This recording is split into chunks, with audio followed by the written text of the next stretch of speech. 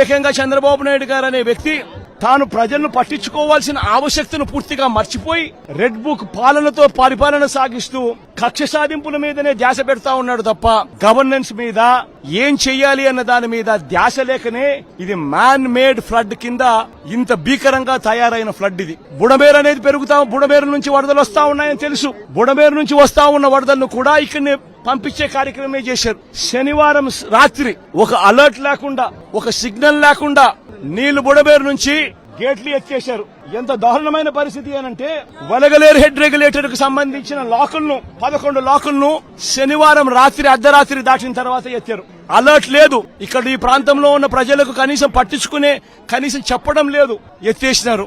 ఎందుకు ఎత్తినారు?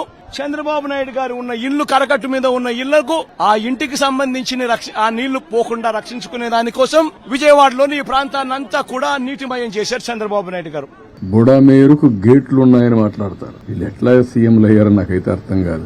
అది నేరుగా వస్తుంది, దానికి కాలువలో వచ్చి పోతే కృష్ణాకి వెళ్తుంది, అది కూడా తెలిసి ఉండదు. లేకపోతే కొల్లేరుకు పోతుంది. తెలియాలని లేదు, కనీసం తెలుసుకోవాలని ఉండాలి. అది కూడా తెలియకుండా మాట్లాడే పరిస్థితి. ఇంకొక పక్క మా ఇల్లు కాపాడుకోవడానికి బుడమేరుకు నీళ్లు పంపించామంట.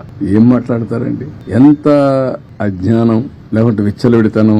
ఏది చెప్పినా నమ్మతారని, ఏదో ఒకటి వాగితే ఏమీ చేయలేదని.